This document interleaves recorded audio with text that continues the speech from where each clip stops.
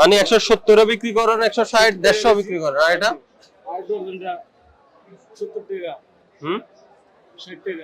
এটা 60 টাকা 70 টাকা। আর এটা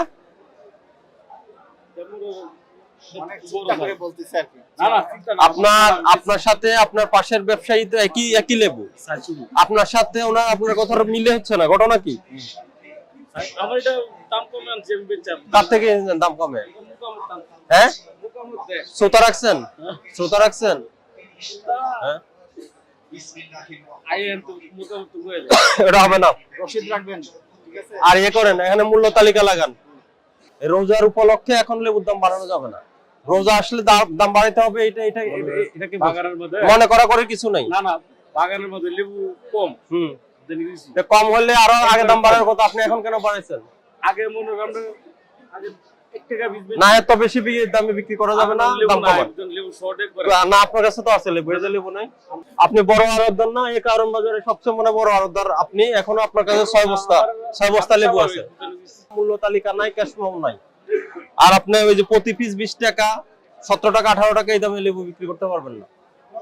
এগুলা বাজার অস্থির হয়, এগুলা নেগেটিভ ইমপ্যাক্ট করে। বেগুন কোন আড়ত থেকে কিনছেন? কিনছেন কত করে? দেন ক্যাশ মেমো দেন। হ্যাঁ, আর ওটা কত বিক্রি করেন? ওটা 80 টাকা। বেগুন আপনার যদি কেনার প্রমাণ যদি না দেখাতে পারেন, এরপর কালকের থেকে জরিমানা করবো। হ্যাঁ, রসিদ নিতে হবে, রসিদ ছাড়া হবে না। আর মূল্য তালিকা দেন না কেন? এই আপনার এই যে 90 টাকা কবে থেকে এটার দাম? 90 টাকা আজকে ভালো বেগুন স্যার 120 টাকা হচ্ছে। আজকাল ভালো দাম দিয়ে ওটা পাইকারি। কেন দাম কেন বাড়ছে? স্যার মোকামেই বলে শর্ট, এখান থেকে কোথায় শর্ট? তারা তো বললো পাই। শর্ট হলে আপনি বেগুন পেলেন কোথায়? যদি শর্ট হতে বেগুন কোথায় পেলেন? পর্যাপ্ত পরিমাণের বলে না। না, ওই যে রোজা আসছে জন্য বেগুনের দাম বাড়াচ্ছেন না। এটা করবেন না। রোজা আসছে বললে দাম বাড়ানো যাবে না। কোন আড়ত থেকে কিনছেন? আপনার 44 টাকা কেনা, বিক্রি করেন কত? 70 নাকি আমরা চলে গেলে দাম বেড়ে যাবে? হ্যাঁ, ওরা শ্রোতা দেয় না, ক্যাশ মেমো দেয় না? হ্যাঁ, মেমো দেয় না। না, মেমো লাগে না। এই শুনেন, মেমো লাগে না বললে হবে না, মেমো রাখতে হবে। এই যে আপনি যে বললেন ক্যারেট আপনার কত করে দিচ্ছেন? ক্যারেট কত? 1100। তো সেটা আপনি মুখে বলছেন, এটা একটা শ্রোতা দিব, ওরা লিখে দিবে যে ক্যারেটের দাম হলো এত। তাহলে কেনা বেশি, এটা মুখে বললে হবে? কাগজ দেখান। আপনি কয় বস্তা আনছেন দেখুন? 40 কেজি 30 কেজির কি আপনাকে শ্রোতা দিবে না? আড়তদার থেকে যে আনছেন, তার একটা ইয়ে আছে, আড়তদার আছে, তার স্লিপ আছে অবশ্যই। তা আমি কিভাবে বিশ্বাস করবো আপনার কেনা মূল্য যে 140 পড়ছে? না, তাহলে আমি তো আপনি যে 160 টাকা বিক্রি করতেছেন, 160 টাকা বিক্রি করছেন, এটা তো অযৌক্তিক। এই জন্য আমি দেখা উচিত যে আপনার 140 টাকা কেনা পড়ছে, এটা দেখাবেন স্যার আমার 140 টাকা কেনা পড়ছে, আমার তো বিক্রি করতে হবে। আর এটার দাম কম, 160 কেনা বিক্রি করতে হবে।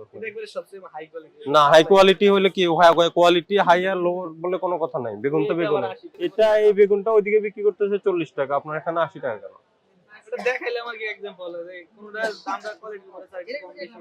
না, এত হইতে পারেন, আমরা দাম কমান। কালকে যে আড়ত থেকে কিনবেন, আর তো বলে দিবেন এটা না করছে, এত দাম বিক্রি করতে না করেছে। ঠিক আছে, ঠিক আছে। আর যদি বলে তার বিক্রি ক্রয় মূল্য বেশি উঠছে, সে আমাদের কাগজ দেখাবে। কারণ ওই যে 2 দিনের মধ্যে হঠাৎ করে তো এত দাম বাড়তে পারে না। তালিকা কই? কেন ওখানে রাখলে লাভ কি? কে দেখবে এটা? ওটা কি আপনাদের দেখার জন্য? না না না না, এগুলো আপনাদের কয়বার বলতে হবে? এই ছোলা কত করে বিক্রি করেন? মিলে নাই কথার সাথে, বোর্ডের মিলে নাই। মানে আমরা আসছি এখন, আপনি দাম কম বলবেন, আমরা চলে যাওয়ার পরে দাম বেড়ে যাবে। আর মসুর ডাল কত? কোনটা? মসুর ডাল এটা 90 টাকা। এটা কি দেশি? না, ইন্ডিয়ান। এটা 90 টাকা মসুর। দেশি কেনে কোনটা মানুষ? দেশি কেনে কোনটা? সবচেয়ে দেশি এটার সাথে তো মেলে না। আপনার সেটাও তো ঠিক রাখতে হবে। দাম এটার সাথে মেলে। মূল্য তালিকা কি বলছে? দামের সাথে কথার সাথে বিক্রির সাথে মিলছে? মিলে নাই তো। এগুলো কত করে বিক্রি করেন? এগুলো আপনার 70 টাকা পিস লেখা আছে। এটাতে লেখা আছে এমআরপি। এগুলো রাখেন কেন? এগুলো বিক্রি করা যাবে না, বুঝতে পারছেন? এমআরপি থাকতে হবে। এই আপনি বুঝতে পারছেন কি ভুল হয়েছে? এই জিনিসগুলো বিক্রি করা যাবে না। কেন বিক্রি করা যাবে না? মূল্য নাই, আপনি নিজের মতো করে করছেন।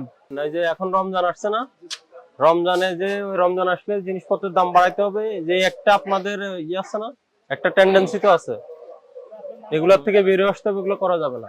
ঠিক আছে, আমাদের অভিযান প্রতিদিন চলবে কারণ বাজারে। ঠিক আছে, ওই যে আপনার মুখের সাথে মূল্য তালিকার একটা মোড় না, আর বোর্ডটা রাখছেন ওদিকে, আর যেটা বিক্রি করেন ওটার সাথে যাতে বোর্ডের তালিকার মিল থাকে।